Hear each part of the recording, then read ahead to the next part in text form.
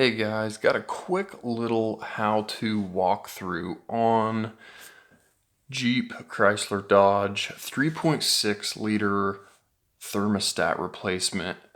You're gonna get a code P0128 that is gonna set, and basically that is always gonna lead you to that thermostat. You know, now that the temperature's gotten cold again here, we have a bunch of these coming in with that thermostat P0128 code, and it is super quick and easy to do. So you basically just need a few tools. You're gonna need a 10 millimeter either on an impact or a ratchet, doesn't matter. You're gonna need either pliers or hose clamp pliers, work great, a Phillips screwdriver, and last but not least, it's nice to have but you don't need them, pinch off pliers for that upper radiator hose. So if you've got those pinch off pliers, go ahead, clamp that to that upper hose. It just kind of helps not lose as much coolant as you would if you don't have those clamped. Take those hose clamp pliers, go ahead and move that clamp far enough back that you can get the old thermostat off and the new thermostat on.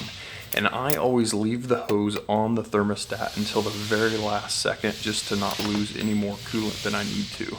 You can see we've got a bottom bolt that we need to pull and then a top 10 millimeter bolt. And now that thermostat is ready to be pulled off, and I've got the new thermostat ready. You pull that thermostat and I lift that hose up to try to not lose any more coolant than I need to. Go ahead and slide that new thermostat into place, and you're gonna move it down back onto that front timing cover and get both of your bolts started, and then go ahead and tighten them up.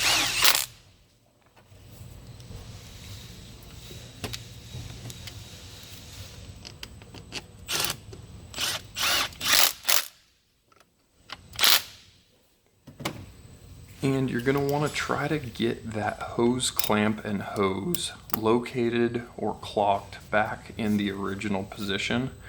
With these spring style clamps, it kind of helps to make sure they are located in this same groove on that rubber hose.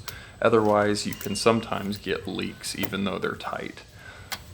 So we're going to pull those hose pinch off pliers back off, and I like to completely remove my bleeder screw from the thermostat for my initial fill.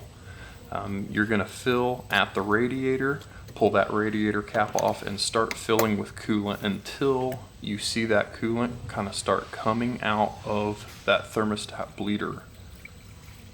Right there, we've got coolant up to the thermostat. I'm going to go ahead and thread that bleeder screw not all the way in, but quite a few turns in, because it does have a small passage, and go back and start filling again until you got that coolant right back up at the bleeder again, and go ahead and tighten that down.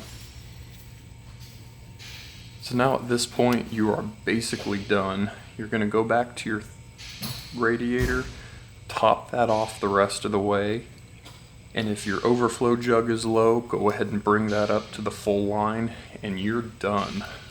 You're going to need to take a hose, wash off that engine, get all the old coolant off, and either you're going to want to clear that check engine light either with a code reader, or if you don't have a code reader, you can go ahead and disconnect the battery, let it sit for a while so that computer will go ahead and lose its memory and reset that light, and you're done.